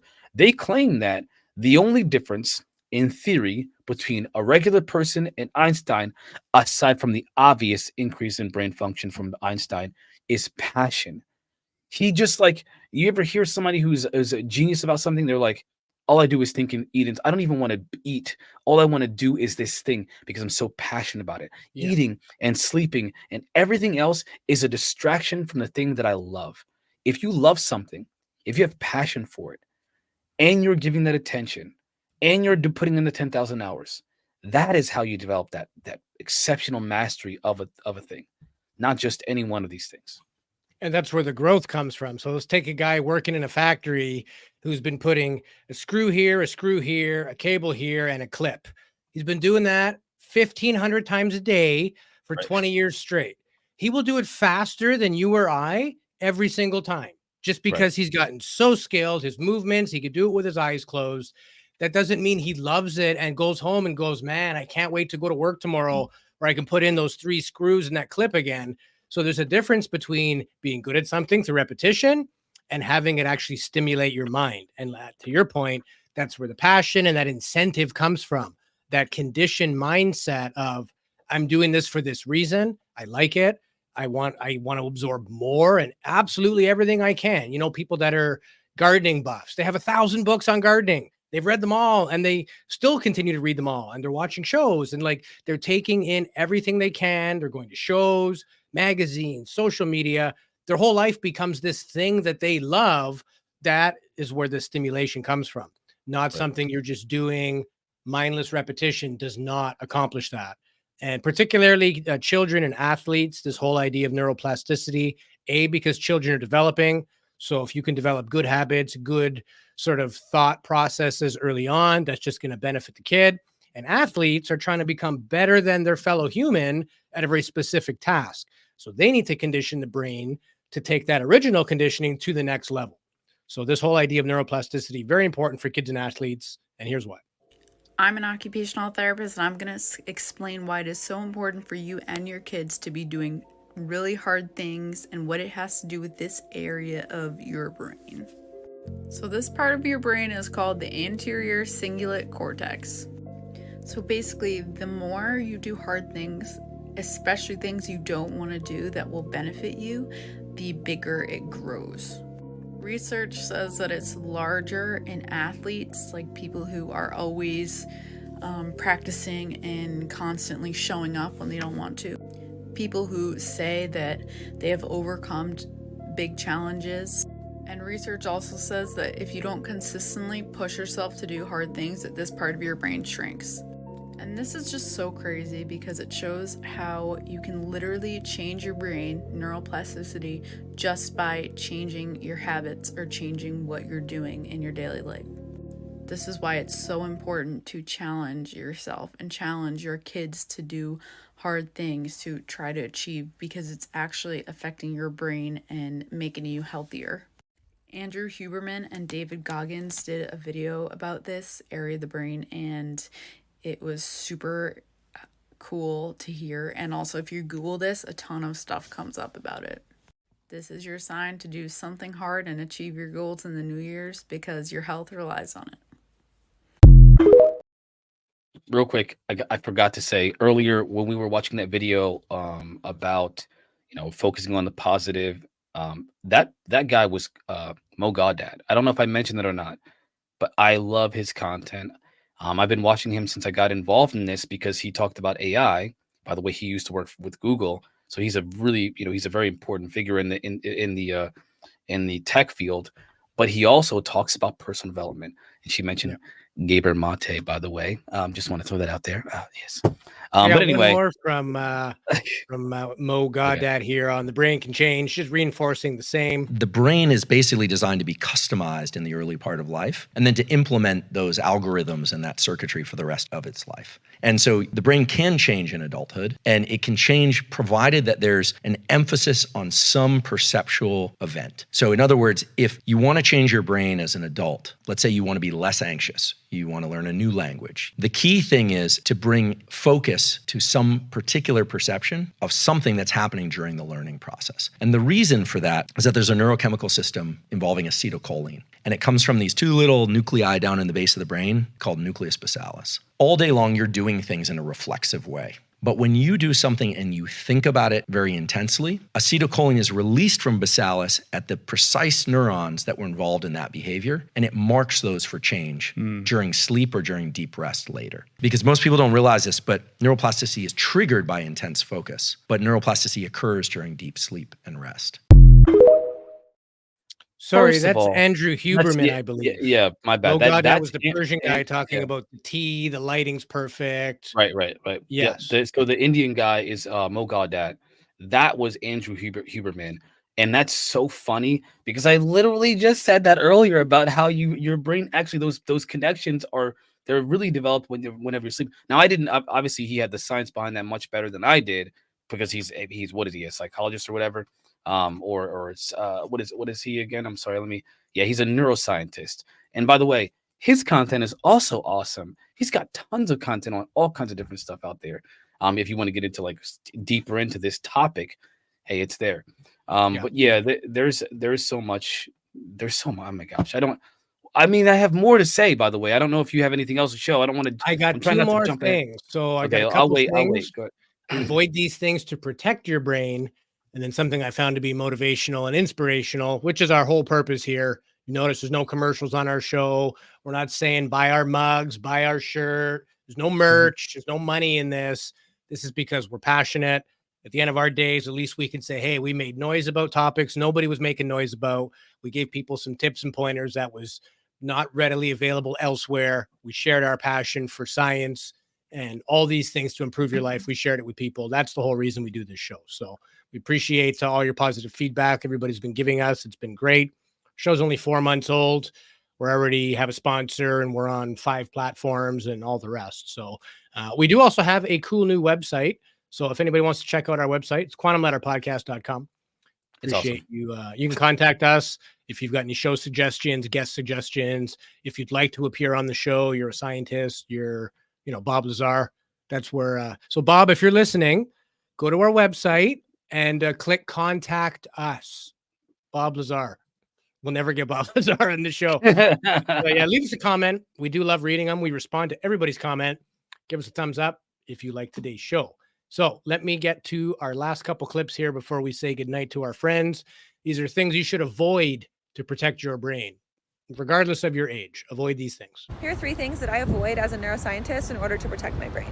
Number 1 is glucose spikes. Glucose spikes actually contribute to aging, both brain aging and wrinkles. And they also contribute to mood swings, memory impairment, and less neuroplasticity in the hippocampus. And the hippocampus is an area of the brain really important for learning and memory, so you do not want to have less neuroplasticity there. This is especially important for your first meal of the day because you are breaking a fast. The second thing I avoid is fried foods. A study of 18,000 people found that diets high in fried foods are linked to lower scores in memory and cognition. And number 3 is bright lights at night. Bright light at night impairs melatonin release, which is going to mess with our sleep. And quality sleep is one of the most important things that we can do for our brain. But also any type of light at night, and not just blue light, impairs dopamine release. And this happens due to the activation of a pathway in the brain that includes the lateral habenula. And number 4 is skip exercise. Physical exercise actually builds your brain, and it also triggers the release of endocannabinoids, which are compounds made by the body that bind to the same receptors as when you... But anyway, exercise is also good for that reason because it's natural pain relief. I hope this helps. Love you.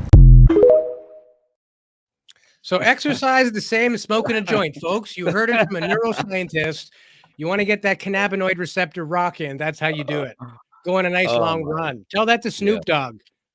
Snoop Dogg, Snoop Dogg does not run at this point. I bet there's no way that man's running. He barely walks fast. That was fantastic. No offense, Snoop Dogg. You're welcome. No, we love Snoop. We love. Meta has has a dungeon. What is it? A Dungeons and Dragons AI where it's Snoop Dogg that plays Dungeons and Dragons with you in Facebook Messenger. Try it out, y'all. But anyway, there's a couple some of those like scientific terms I actually didn't know about, those physiological terms of the brain. Yeah. I don't remember them from school or anything, so I apologize, everyone. But this is stuff that we're learning about still. I'm just a lay person, if you will, or researcher, whatever. Yeah, I'm not a scientist. PhD scientists. Yeah, We're just regular dudes that like this stuff. We fact check a bunch of stuff. A lot of the material doesn't make it into the show because throughout the course of the couple of weeks we're researching, we find other information that says, well, that's old, or we used to think that, now we don't. Studies have changed, or that was just flat out wrong. There's been a few times we were ready to present a show, like I think superconductors with that LK99. Just to come find out it was a bogus scam. It doesn't work. So I'm still not sold on it totally. What's that? I don't know, man. I'm still. I know you think LK99. They're just trying to silence these guys. Watch our superconductors episode. You'll get where we're going with this, folks. But last thing I got is from a man I respect very highly, Joe Dispenza. He's an outside thinker. He talks about basically opening up the potential of your mind, your consciousness, the way you think, the way you feel, the direct impact changing that can have on your everyday life. This is about an 8-minute long clip, but that'll take us right to the end of our show, and then we'll get your final thoughts, Marquis. So grab your coffee, folks. Let's spend 8 minutes with our buddy Joe Dispenza. The concept of people setting aside precious moments from their lives to embark on a journey of self-discovery. It's truly fascinating to witness individuals challenge themselves to step out of their comfort zones, to transcend their past and venture into the realm of the unknown. Often, the unknown can be a daunting territory for many as it lacks the familiarity and certainty that the past offers. This unfamiliarity can be intimidating, causing individuals to shy away from envisioning a future that isn't supported by their senses or past experiences. Breaking free from this mental confinement requires a bold leap into the uncharted waters of uncertainty. It's about embracing the discomfort that accompanies this unexplored territory and using it as a catalyst for growth and transformation. This pivotal moment when an anxiety or frustration starts to creep in signifies a profound opportunity for self-regulation. It's a moment of choice, a fork in the road where one can either succumb to the pull of the past or break free from the chains of routine. In this remarkable journey, each victory, no matter how small, accumulates like precious jewels in a treasure chest. The focus gradually shifts away from material wealth, physical health, or external circumstances, and redirects towards the remarkable evolution of self. Overcoming the limitations of the old self paves the way for a profound metamorphosis. A transformation into a newer, more authentic version of oneself. This transitional phase, often referred to as the void, is a period of relative stillness and uncertainty. Navigating through this void demands resilience, determination, and an unwavering commitment to keep moving forward. It's akin to forging a path through an uncharted forest, where the destination is shrouded in mystery, but the journey itself becomes a testament to the strength of character and the power of the human spirit. This journey of self-discovery is akin to a mental and an emotional pilgrimage, guided by the principles of the quantum field. It requires a paradigm shift, unlearning age-old programming that has conditioned us to believe that change can only occur through tangible actions in the physical world. However, the key to true transformation lies in harnessing the potential of the quantum field, allowing us to create from the realm of pure potential, rather than being bound by the limitations of the material world. This paradigm shift necessitates a deliberate mental rehearsal, an intentional rewiring of the brain. Each day's end becomes an opportunity for introspection, a moment to review and evaluate the day's experiences. How did I navigate challenges? When did I stumble into old patterns? What triggered my emotions? This self-inquiry is a powerful tool for self-awareness and growth, enabling us to identify the moments when we slipped into the past or allowed routine to dictate our actions. Mentally rehearsing alternative responses to challenging situations becomes an art form. It's about installing new neurological pathways that reflect the desired future, thereby transforming the brain into a map of possibilities rather than a mere record of the past. This process demands conscious effort, requiring us to disconnect from external distractions, quiet our minds, and dedicate time to practice. As we progress, we become attuned to signs of emotional turbulence, the subtle shifts that threaten to pull us back into the past. Armed with the tools of self-regulation, we can intercept these moments of emotional upheaval, guiding ourselves back to a state of coherence between the brain and the heart. This conscious reconnection to the energy of the envisioned future serves as an anchor, preventing us from spiraling into negative emotions and maintaining a steady trajectory towards our goals. The initial stages of this journey require immense energy and dedication, as staying consciously aware demands concerted effort. It necessitates disconnecting from the noise of the external world, temporarily shutting down distractions, and cultivating a sacred space for personal transformation. Yet, with persistence and unwavering determination, this state of conscious awareness becomes a second nature, guiding our actions and emotions with an inherent wisdom. This transformative journey ultimately leads us to a profound realization. The true measure of success lies not in accumulated wealth, physical possessions, or even external relationships.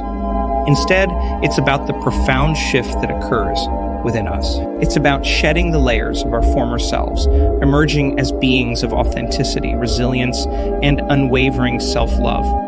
But as we bask in the abundance of our inner growth, we encounter a crucial turning point. The achievement of personal dreams and desires naturally triggers a question that transcends the self. How can I contribute to the world? This shift from self-centered aspirations to a desire for meaningful impact underscores the evolution of consciousness that this journey instigates. Tools we employ on this voyage may vary: vision boards, mental rehearsals, emotional elevation. But their purpose is singular: to propel us into a state of being that aligns with our envisioned future. Whether we associate abundance with material symbols or a profound sense of contentment, the key is to create a visceral emotional connection with that state of being. By immersing ourselves in the elevated emotion of our future reality, we dissolve the barrier between our current self and our desired self. In this process, we redefine our relationship with time. We cease to be prisoners of the past, trapped in the cycle of old memories and familiar experiences. Instead, we become creators of our own destiny, designing our future through the potent combination of intention and emotion. We transform our thoughts into the vocabulary of the brain and our feelings into the vocabulary of the body, crafting a harmonious state of being that resonates with the future we're crafting. The journey toward this state of conscious evolution demands consistent effort, yet it's through these efforts that we carve a path to our truest, most abundant selves. The struggles, challenges, and triumphs that mark this path become treasured milestones, each contributing to the mosaic of our personal growth. These defining moments, these instances of self-correction, represent our most valuable possessions, for they hold the key to our transformation and offer a glimpse into the profound impact we can have on the world around us. In the end, as we stand at the precipice of our dreams, we gaze back upon the tapestry of our existence. Every moment of overcoming, every instance of self-regulation, every triumph over the old self, they all blend together into a symphony of evolution. Just as those who have experienced transcendental insights find no desire to alter their past, we too come to cherish the challenges that propelled us toward our future. Our past becomes a teacher and our journey a testament to the extraordinary power that lies within us. And so as we embark on this voyage of self-discovery, let us remember that it's not merely about acquiring wealth or achieving external success. It's about becoming the architects of our destiny, sculpting our reality from the limitless potential of the quantum field. As we navigate the intricacies of our inner landscape, may we find the courage to step into the unknown, to embrace discomfort, and to transcend the limitations of the past. Through this journey, we emerge as creators, visionaries, and pioneers of our own evolution, forever guided by the transformative magic of our own conscious awareness. And that would be Meditation with Quantum Letter Podcast, hosted by Marquise Williams and Louis Bourget. No, that's what that was very meditative. What do you say to that? I mean, that's absolutely that's bang on, though. You can manifest exactly what you want, but people are looking for the quick and easy. Nobody wants to do the work. Nobody wants to identify what's uniquely, going on in their psyche that makes them feel the way they feel, the bias they have. You need to get obsessed with the fact that you want to shed the old self equally as obsessed of this is the new self that I see for myself, that I envision. This is where I want to go. I'm going to put as much time and effort identifying when I slip and making conscious efforts to fix them, doing the work.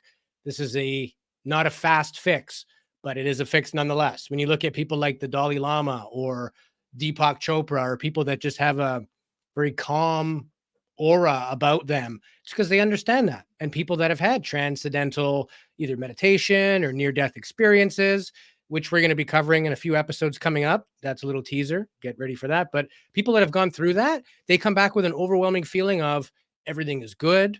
I am loved. I am perfect. So is everybody else.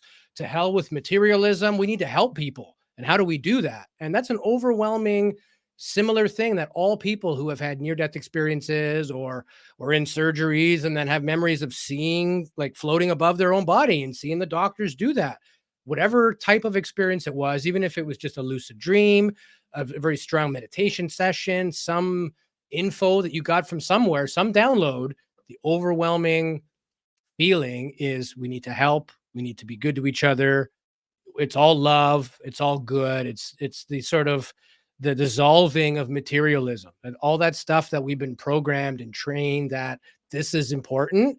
When you find what's actually important, you don't even want to go back to that. You don't miss it. It's not a painful thing to shed that old former avatar, because the new avatar is amazing. And that's as creative as your imagination can get as to what that avatar looks like. So that's about all I got, Marquise. We'll give you the final thought, my man. So I want to say a couple things. First of all, there's some things in there that I don't have enough expertise to talk about, like the quantum realm and so forth. I'm still not well versed in the idea of the quantum to really get into the weeds of that. But I think I always imagine that as the part, if we're thinking about how that relates to our attention. How do you think about the quantum? Think about it as a subconscious mind. When you want something to happen, and you hypnotize yourself and you say that you want it through affirmations and through the intention of your mind and so forth, the projections and visualizations, that's kind of where if you will, I envision that as the way to access the quantum, the part of I don't know, the interconnectedness of reality itself and everything inside of it. I think it's the power of intention. So when you look at things like the slit test, where they fire these little photo ions through, it shows that the art of observing gave an intention to that particle to behave a certain way. Without that intention, it was just potential energy. It didn't have form. So harnessing, to me anyway, what it means when people say, harness the quantum world for your own development, it's believing that first it's possible. It's envisioning it, trying to physically manifest it. I want to be this type of person. What would my day look like? What would be some of the things I would do differently? What are some of the things I don't want to do anymore? Having meditation sessions, imagining, essentially is giving the future particles the intention that you want to see. And as the late Dr. Wayne Dyer said, when you change the way you look at things, the things you look at change, physically change at a quantum level. So that's what I understand. I believe saying, because I have to believe that it is possible, because that's the first step. Believing that you deserve more, you can create more, you have the tools at your ability, you were a perfect vessel to do this, designed to do this, and this is your purpose. Even if you're 80 starting now, that's exactly how it was supposed to be. Let's get to the work, like just always have an overwhelmingly positive thing.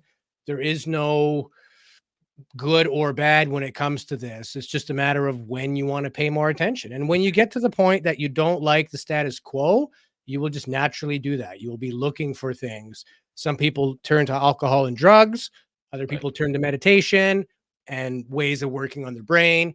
But essentially, if you don't deal with the traumas, the alcohol and drugs just suppress it, but they don't get you out of it. There is no shortcut.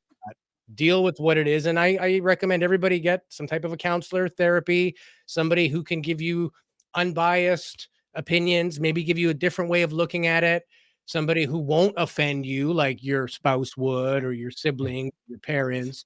If your parents give you advice, you take it as judgment or any of the baggage you had from the upbringing and knowing these people your entire life. When it's a total stranger saying, well, hey, I understand that, Some of my other patients have thought about it this way. Have you ever thought about it that way? It lets you off the hook to do the work and to be vulnerable with a stranger. And some people will tell a stranger stuff that they won't tell their most loved confidant, like their spouse. There's pride reasons, habit reasons. There's a bunch of reasons. It could be male chauvinism. I don't want to show weakness, or I don't cry in front of my wife. There could be all that. But everybody should have somebody to talk to and basically address why, when you don't feel great, why don't you feel great? What is it specifically? I think a lot of times we think it's one thing or a combination of things. We think it's our job, our relationship, our lack of abundance, lack of whatever, but it's that belief in shortages that will continue to give you more shortages.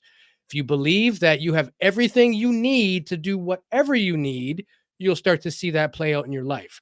If you believe you're at a deficit, you'll always feel shortchanged. You'll always feel like you're not good enough. You can't do it. Whether you believe you can or you cannot, either way, you're right. Right. Yep. So that was fantastic. Yeah. What are we covering next show? You got something cool? Yes. The next show, we're going to talk about brainwave entrainment. Think meditation and music combined together. But it's more complex than that. It's going to be awesome. You guys are going to love it. I guarantee it's a great follow-up to this episode. So I'm really excited to share that with you guys. And I believe it's the first episode we release in March will be our good friend Mindy Todfest. She is the Oklahoma State Director for MUFON, but she's also a near-death experiencer. I had the opportunity to interview her about a year and a half ago. It was fascinating.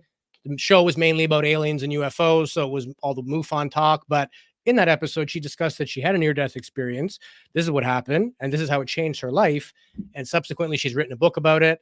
And when we were going to talk about NDEs or near-death experiences, I couldn't think of anybody better to come on the show and chat about that with us. So we're going to have an actual person speaking from their own experience, not just us thinking what that would be like to have a near-death experience. So fascinating couple episodes coming up. As always, we're going to head back to the drawing board and work on 4 episodes from now, because that's where we're at in terms of planning. And we look forward to seeing you all again. Again, thank you, everybody, for joining us. Thank you, chat room. You guys are amazing. We love you. And check us out every Thursday, 9 p.m. Eastern, right here on our YouTube channel. And if you want to see the replay, check us out Sunday nights on the UnX Network, or go to unxnetwork.com. And we'll see you on the next one. So with that, I want to thank my co-host, Marquise Williams, and everybody out there listening to our show. Thank you for the love and positive feedback. We appreciate all of you, and we wish you all the best in your personal lives. Be good to each other, and we'll see you next week.